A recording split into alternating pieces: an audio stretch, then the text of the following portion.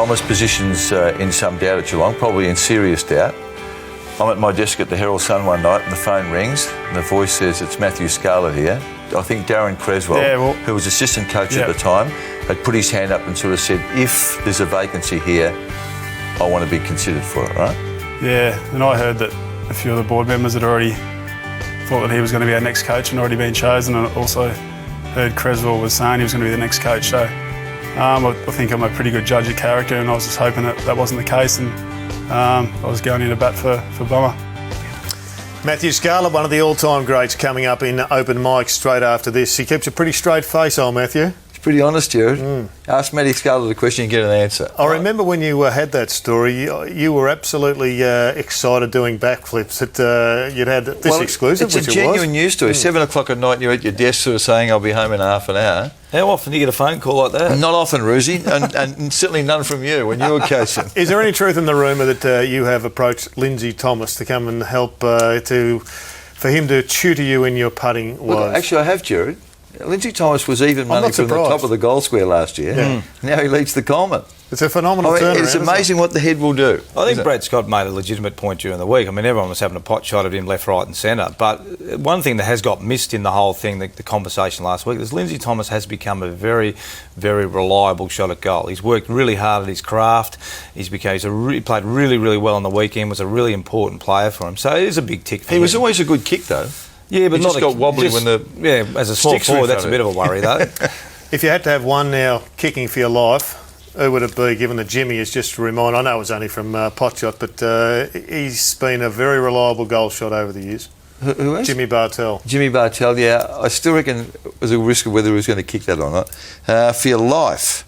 Gee, Taylor Walker's a good kick for goal. I was disappointed in Tex on the weekend. Yeah. Jay Schultz, Jared? He's very good, yes. Yeah. We're on the Port Adelaide bandwagon. I see, we're building them up along with Michael Walters. Well, Lindsay Thomas's coach, Brad Scott, is our special guest. He's going to join us this time next week, so we look forward to speaking to you then. But stay with us, here's Open Mike and Matthew Scarlett.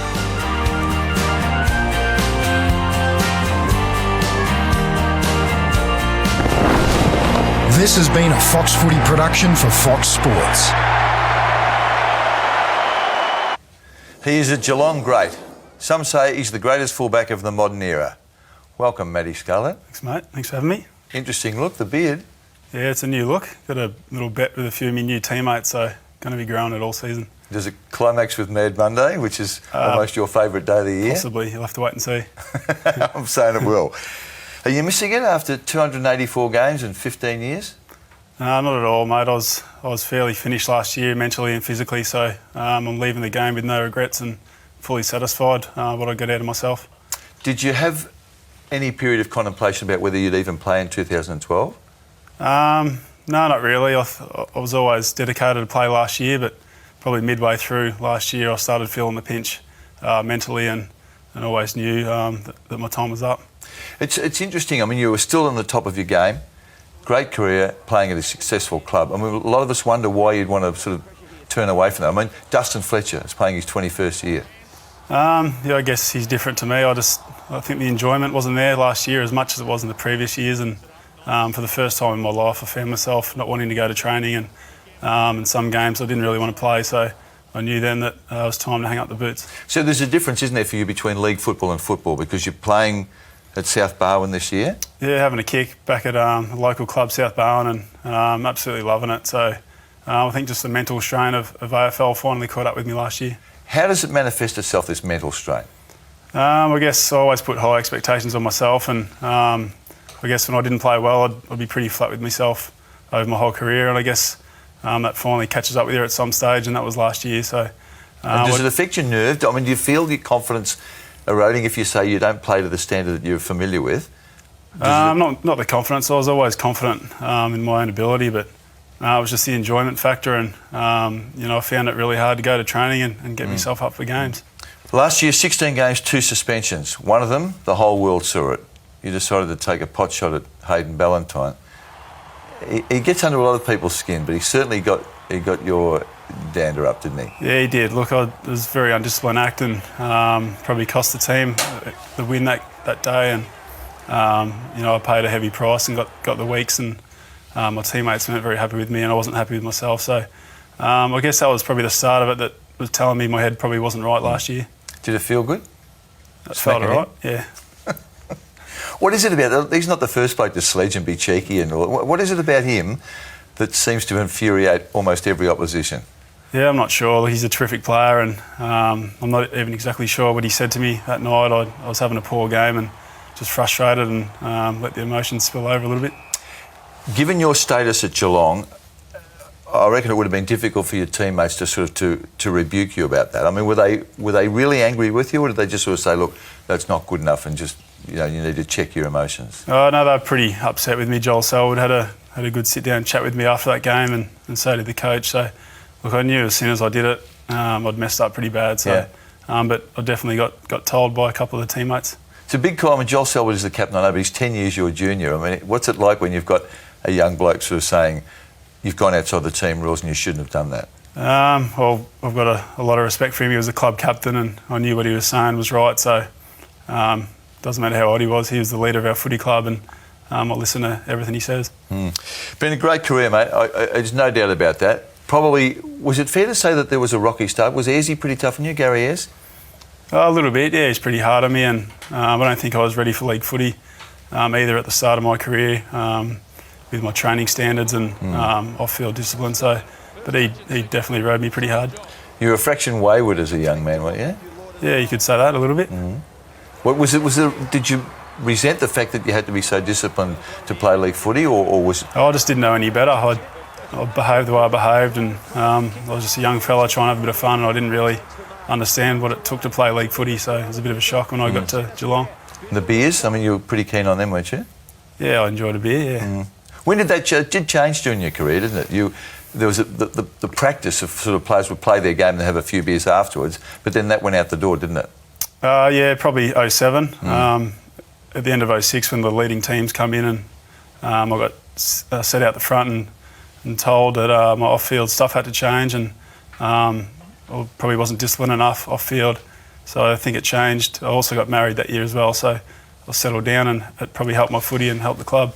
How did you feel about being called out the front and having the finger pointed at you?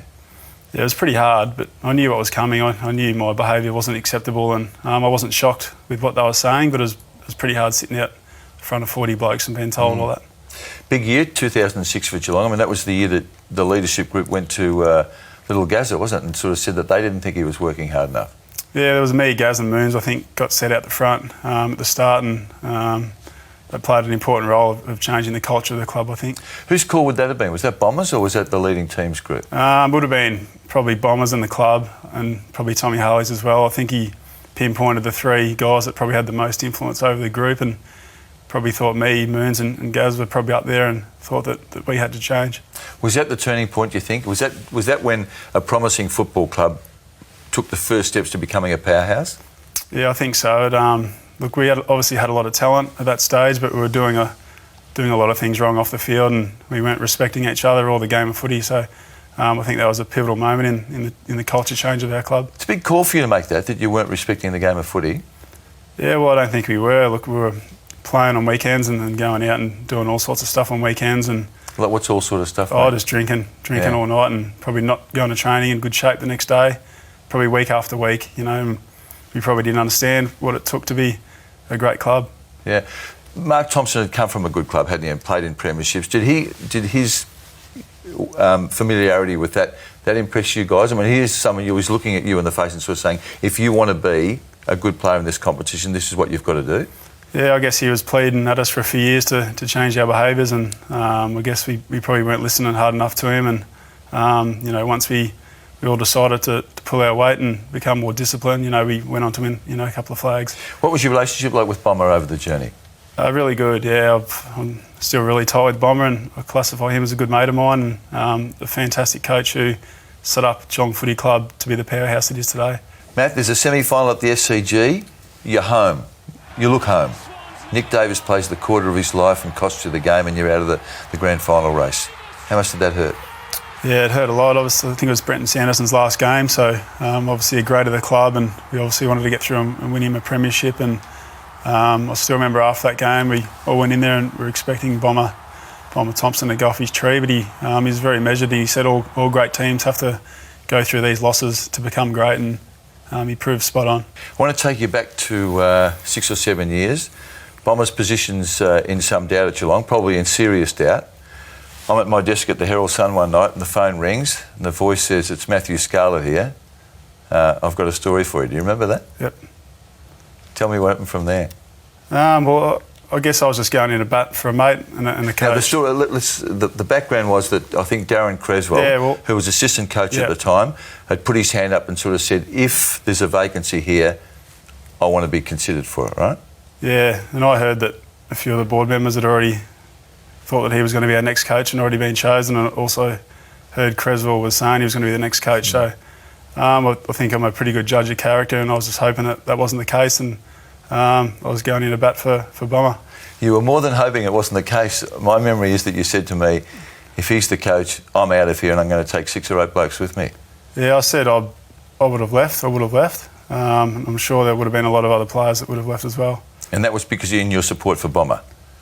Yeah, definitely, yeah. It was unusual. I mean, you and I didn't know each other very well at the time, did we? Yeah. You were with Tommy Harley, weren't you? Yeah, we were around at Tommy Harley's house, a few of us, and we had a couple of beers, not too many, and having a chat about the club and the direction of the club, and I just thought I wanted to go in a bat for a bloke that was under siege, and there was no one else at the footy club going in to stick up for Bomber, so I thought I was the man to do it. Did you think he was going to go at that time? Bomber? Yeah, I did, yeah. I had grave concerns that he was going to go, and the footy club would be rebuilt again, and would have been a massive mistake. And so what was his strength? I mean, the view about Bomber has changed a bit. There was when the review was happening, I think a lot of people thought and wondered whether he should keep the job because he'd been there a while. There was no real indication of steady progress. What changed that for him? Did he change his attitude when he was reappointed?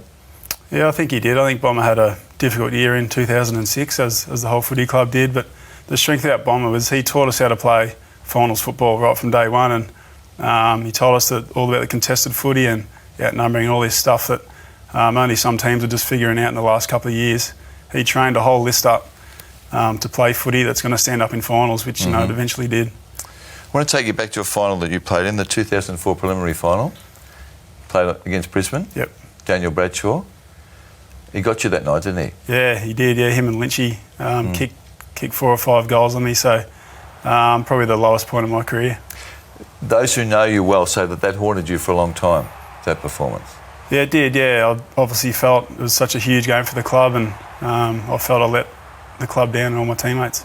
But it wouldn't have been your attitude, though. I mean, there was no query about the way you applied yourself. Like no, I just had a bad night. I think I put too much pressure on myself going into that game, and just had nothing worked out that night, and just had a shocker. That was probably the only bad final I had in my career, so it might have helped me in the later years. What were your strengths, do you reckon? I think mentally, just I hated being beaten, and my competitiveness. I couldn't run, I couldn't jump, so I think my strength was my mental attitude. Most people who have played your role over the journey sort of say that the pressure does get to them at some point because you're always the last line of defence and you're often playing on the best player in the opposition. How did you cope with that? I was pretty good. I always found when the pressure was on and the bigger the games, the better I played. So I always found I handled that pretty well. So who determined who played on who? Did Bomber always give you a bloke, or did he leave it to the senior guys to work it out when you got out there? Early in my career, when I was playing on the best players, I'd just tell them who I was playing on. I'd say I'm playing on him. Yeah. So that was it. You'd tell the coaches that. Yep. Yeah.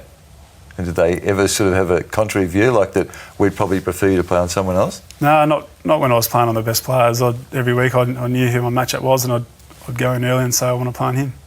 Bomber Thompson's first year, Matty, at Geelong, he says to you, you're not getting a game. There's a better bloke for full-back. Do you remember that? Yeah, I do. I remember that meeting, yeah. And you challenged him, didn't you? Yeah, I just told him he was wrong and that I should be full-back in that team. You were only a kid then, weren't you? Yep. Who was he preferring to play there? It was Hamish Simpson at the time, and Hamish got injured a couple of weeks later, and I got in the team and stayed in there ever since. It's a big call, isn't it, for a young bloke to say to the coach, that's my spot, I deserve that? Oh, yeah, but I just was speaking the truth, and that's what I thought, so I let him know. Now, I want to ask you about probably the most notorious incident of your career. Involved an on-field exchange between you and Robert Harvey after a final at the MCG. Have we reached the point now where you're prepared to tell us what happened? Well, I think a lot of people do know what happened. There was a bit of niggle going on during the game and a bit of sledging both ways. And after the game, I went to shake his hand and he didn't want a bar of it, so it looked like I was sledging Robert after the game, which wasn't the case. Had you called him selfish during the game? Yeah. Selfish? Yep. And that was the thing that... Yeah, that, and I told him he wasn't ever going to win a premiership and a few things like that, so... Yeah. After the game, went to shake his hand and asked him if you're all right now, the game's over, and he didn't want to shake my hand, so it looked like got caught on camera like I was sledging him after the game, which I'd never do. So it's unusual because that wouldn't seem to me to be violent sledging. No, I don't think it is either, but he was obviously pretty upset with it. Were you taken aback by that, given he's standing in the game? Or did it not worry you? No, it didn't worry me. Did you say anything to him at the end of the game? Yeah, I just went over to shake his hand. I said, "You're right now. The game's over." Yeah, that's all I said. And there was nothing. No response. No. No. Did that disappoint you? No, not really. I didn't really care. What about your retirement, Matt? It's probably typical. No fuss from you. Just this great career just ended. Is that your call, your choice? We lost the final, so I didn't really want to carry on, and be a pretty selfish thing to do. Obviously disappointed, and I think I was in shock that we'd lost that game. I wasn't planning on that being my last game of footy, so I thought it would have been pretty selfish for me to carry on and make it about me. Even though it was such a long, decorated career and gives the chance for the supporters to say goodbye? Yeah, look, that maybe, but I just thought very disappointing game. Just get off the ground and move on. 2007, great final series, 3 finals, no goals conceded. Average 22 possessions. They're amazing numbers for a fullback in modern football. Yeah, I think I was playing the best footy of my life back in probably 07, and had probably 3 of my best games in my career during that final. So, were you unlucky? Your father thought you should have won the Norm Smith medal that year. Fathers are like that, but were you unlucky not to win it? I don't know. I played a good game, but so did about 10 other blokes. So I was happy for Stevie to win the medal. I think it meant more to him than it would have to me. Yeah, you're not big on individual accolades, are you? No, not really. I don't understand why people like the individual accolades. I mean, you play team sport to obviously win grand finals and celebrate with your teammates. So don't understand why people are so caught up trying to win the Brownlow, or I don't understand it. Is it a reflection of the people who give the votes, or is it just... No, not at all. I just don't... Individual. I mean, who do you celebrate the Brownlow with yourself? I think there's always a few mates will come around and have a couple of beers with you, aren't they? Maybe. There was an incident in the centre of the ground at the MCG in a grand final. Do you remember that? A little toe poke? Yep. I've spoken to Gary about this. It was just an amazing set of circumstances. Tell us your version about what happened in that game against St Kilda. I think someone kicked the ball to Gaz, and I remember seeing it was going to go over his head. I think that was what happened. Then I ran off my opponent. Still don't know why I didn't bend over and pick the ball up. I just set up perfectly and just toe poked it to Gaz. So it was a conscious decision just to sort of bump it to I just tapped it up to Gaz, and lucky enough it went to a great player, and I started screaming at Gaz. I think he thought I was a St Kilda player that was going to tackle him, so he quickly kicked it in and landed another great player, hand Chappie, who kicked a goal and probably won us the game. Probably won you the premiership, yeah. When we come back, your favourite day of the year, Mad Monday.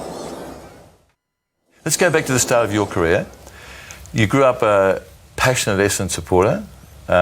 Matty Lloyd was one of your heroes, and you ended up playing your first 2 games on Lloydie.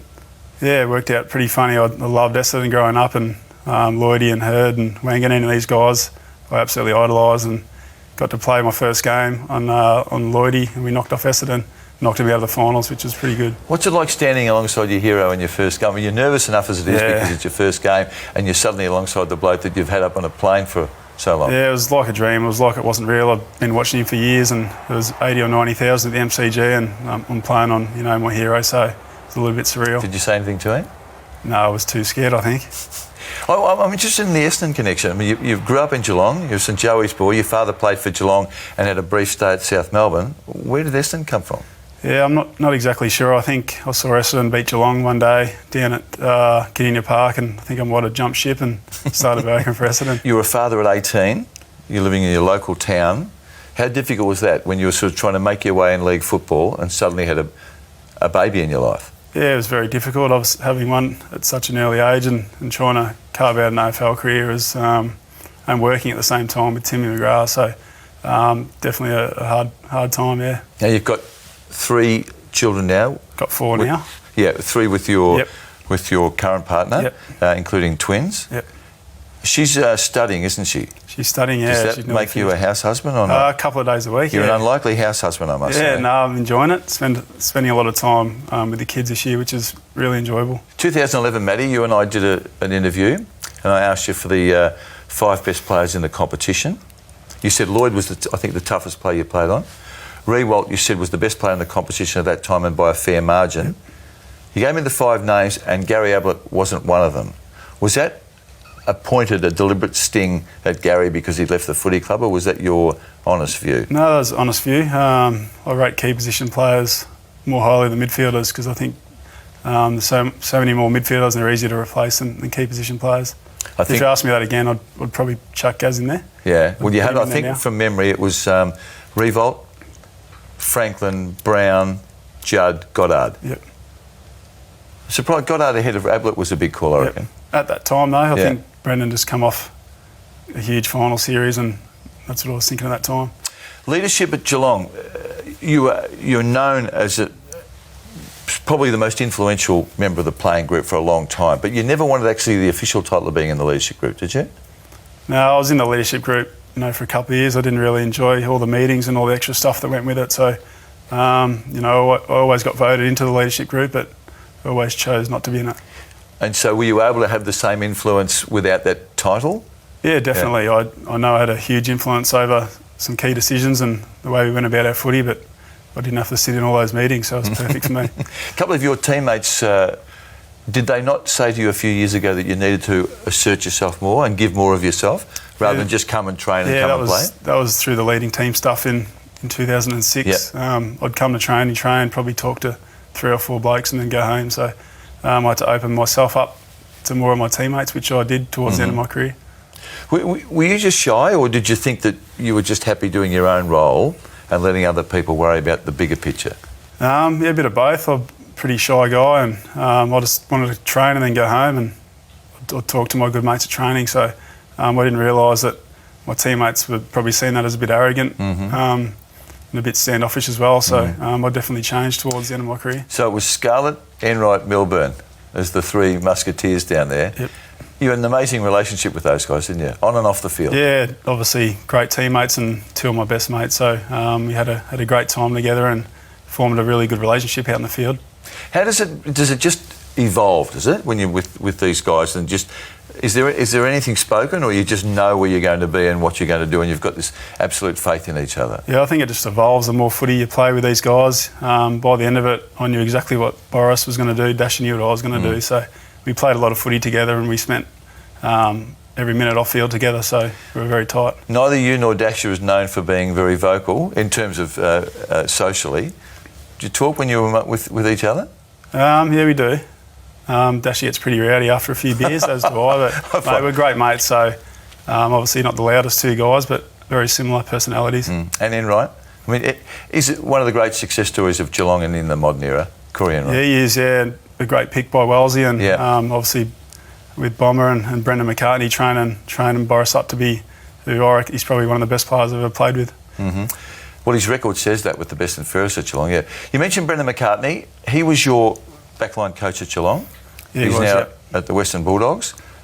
He's lured you across to there. What role are you filling at the Bulldogs? Just helping out Rowan Smith and the backline boys and the young key position players with Moons. And thoroughly enjoying the role. Who's taken your fancy of the young guys there? They've got a lot of key position talent there. Roughhead, I think, is the pick. He's going to be one of the best key position players in the league. Even from this year, he's got a fantastic attitude. He's a wonderful kid. The toughest bloke you played on? Matty Lloyd. Toughest in terms of his talent? Just as a full forward, class myself as a full-back. Matthew Lloyd as a pure full forward was the best. Who else is in that category that would have your respect for how they play on? I think Barry Hall had some great contests with him. He's probably next under Lloydie. Terrific fella, and I used to love playing with him as well. You did deny there was a mutual respect between you two, wasn't there? Even when Hawley was sort of at the point that most people weren't quite sure whether he might erupt or not, there seemed to be mutual respect between you two. You ever feel uncomfortable playing on him?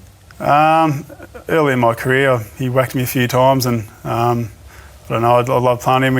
We toured Ireland. I played in Australia against Ireland together and forged a close friendship there. So haven't spoken to him for a while, but just another guy that I've got a huge amount of respect for. Did you whack him back when he whacked you? No, I just pretend it didn't hurt, but it did. Mad Mondays. You've been a star of Mad Mondays in recent years, haven't you? Let's have a look at the monitor and let's refresh your memory about some of your appearances. Now, that would be the great Kevin Bartlett there. That was after 2008. We lost that one, yep. Your idea? Yeah, my idea, yeah. The boys were a bit flat, obviously, after losing the grand final, so I thought that was the great 2009. Yeah. 2000 Teen Wolf. Yeah. Yeah. Yeah, that's you look a bit like Easy there, actually. Same hair. Now, there's the one that I think probably some people would say is most like you. Yeah, that was probably my favourite until we got into the pub and Boris dropped me and done me back. Hannibal Lecter. So Corey Enright dropped Hannibal Lecter. Corey Enright dropped me when we got in there. And there you are as Michael Jackson. There's a lot of time and effort that's gone into those, isn't there? Yeah, my wife did all that. It took her ages. So a lot of time and effort. I'd usually think halfway through the year what I'm going to do. Halfway through the year? Yeah, usually. Yeah. What's just it's a kick. It's just to let the hair down. It's just a great day. You don't, as a group, you don't get to do that much anymore. So, especially after winning flags, that Mad Monday, there's no better day. Was there anything you did on the footy field that sits uncomfortably with you? No, not really. I don't think so. Obviously, whacking Hayden Ballantyne and a few undisciplined acts like that hurt the team. Obviously, I regret a few of those things. What about internally? I mean, the tensions are high sometimes. I mean, when you're playing practice games and the heat's on, or a team's not going well. Did you ever have any major eruptions with teammates? Yeah, definitely. Over time, I'd had a few words to plenty of teammates and vice versa. And during games or during the week? Both. Yeah. Yep. Nothing physical? Nothing physical. Me and Stevie Johnson nearly had a punch on one day. Over? Just both weren't happy with each other over a game, and our relationship wasn't great early on, and it's terrific now. We nearly had a bit of a dust up at the club. What about Chappie? Never had a dust up with Chappie. Had a lot of verbal soushes with Chappie. 3 headstrong blokes there, aren't they? Yeah, definitely. What was it, when you go? Take me back to the origins of your relationship with Stevie J. I mean, I know you're solid now, but did you not like his style, or what was there a reason that there was some tension? I thought sometimes Stevie would be playing for himself, and Stevie was annoyed at me of some of the things I was doing as well. So I guess there was that respect thing we were talking about before. We didn't have a lot of respect for each other, and I probably didn't understand Stevie, and he didn't understand me. But once we built that relationship, now we're really good. Some conjecture about where Geelong go from here, because history says that you can't be that good forever. How do you see their future? I think they'll win the premiership this year. You do? Yep. Why? I think they've had a better pre-season this year than last year. Obviously finishing early last year, they've had 3 weeks extra of pre-season. Well coached, they've got a great skipper. The older guys are still really hungry, and they've got unbelievable young players. I think they're a good bet to win the premiership. So who of the younger blokes? Are we going to see, is Nathan Vardy ever going to get a real crack at him? I hope so. I think they're just being overcautious with him. Obviously a young guy, they want him to play for a long time, so I'm not going to throw him out if there's a little niggle. Hall and Smith's another young guy that I think is going to step up this year, and there's just so many of them down there, and they're learning off great players. They're playing the right way. And another thing with Geelong, they know the formula to win premierships, and a lot of sides don't. Matty, you've always been one of my favourites. I've loved your career. It's been an outstanding contribution to Geelong and to the game in general. I hope you enjoy South Barwon this year, and I hope you decide to take that beard off soon. Good to see you, mate. Thanks, mate. This has been a Fox Footy production for Fox Sports.